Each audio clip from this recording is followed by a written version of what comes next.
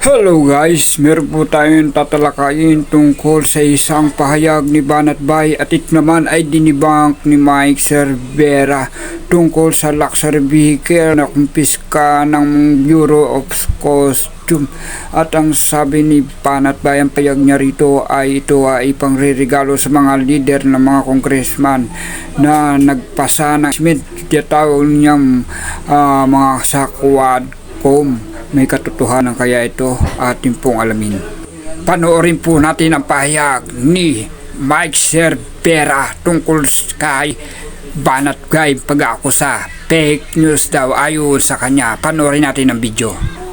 Ating Bureau of Customs ay nakapagpabuwis ng grabe, napakalaking pera, bilyon-bilyon mga kababayan.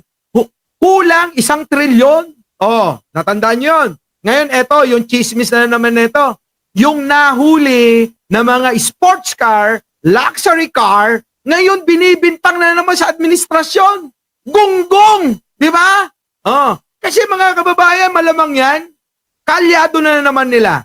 Kaya ang banat agad, bintang agad natin kay Bongbong para silang para hindi tayo masira. Sila masira. Ganun ho ang estilo ng mga ito. Tingnan nyo mga kababayan, pakinggan po ninyo. Pakinggan nyo maigi Eto na. Di umano itong luxury car pambaya daw sa mga namuno sa mga lumagang congressman. Kita nyo, di umano, chismis na naman. Kita nyo lakad nila mga kababayan. Chismis lagi, di ba? Di umano, ay itong mga nahuling mga luxury car, sports car, ay panunuhol daw sa mga congressman na lumagda. Kita nyo, grabe. Eto lang yan, isipin nyo maigi. Bakit naman ipapahuli ni Speaker or ni Pangulong Bongbong Marcos etong mga sports car?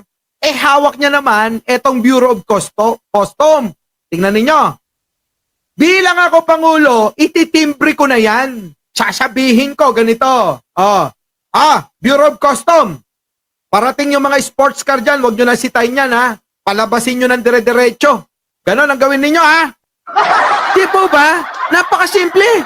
Pero sila mga kababayan, tignan ninyo, binibintang nila sa administrasyon yung mga nangyayari.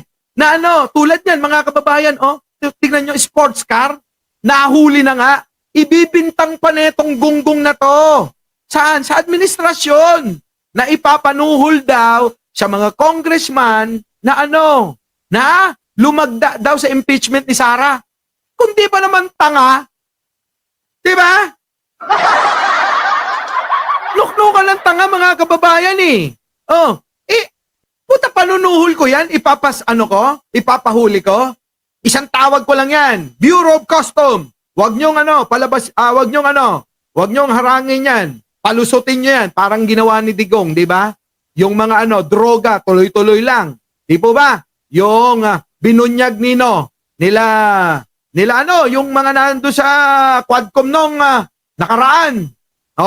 Di po ba? At ito nga ang mga luxury vehicles na natagpuan ng Bureau of Customs. Ayan, may Ferrari at mga nagagandahang mga sasakyan talaga at mamahalin. Ayon sa ulat ay nasa 1 billion mahigit ang halaga. Panoorin po natin ang ulat ng GMA 24 oras tungkol dito para malaman natin na kung gaano mamahal na mga sasakyan ito at nakalusot sa ating paliparan. Panoorin po natin. Rolls-Royce Phantom, bulletproof na Maybach Mercedes-Benz at mga sports car na Ferrari at McLaren.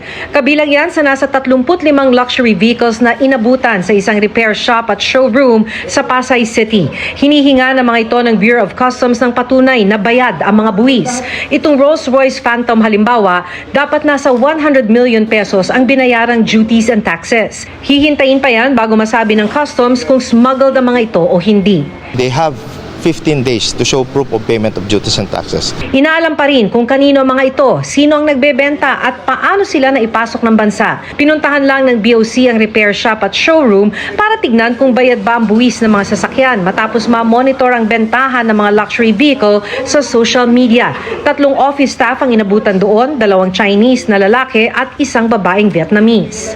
Hinahanapan namin kahapon ng documentation, wala namang ma-present na mga visa or wala silang dalang papel eh. Hindi ko naman sila pwedeng i-hold. Hindi naman ako immigration, ma'am. Suspetsya ng Customs Intelligence Group may kinalaman ito sa Pogo. Dahil nag-aalisa na yung mga pogo, dinidispose na nila yung mga cars nila. Allegedly lang, ma'am, yan ha. Kung sa loob ng 15 araw ay hindi mapatunayang bayad ng buwis ng mga luxury vehicle, kukumpiskahin ng customs sa mga ito at maghahain ng kaso laban sa mga may-ari. Kayo, ano ang inyong komento? Tama ba si Banat Bay o fake news lang siya? O tama si Mike Cervera sa kanyang pagdibang sa kanya? Malabo po yatang tanggapin ng ibang congressman kung ang mga leader lamang ang siyang maaring makatanggap ng mga luxury vehicle. 250 ang pumirma tapos 35 lang ang luxury cars. Tapos sa mga leader hindi maaring magreklamo ang ibang congressman yan.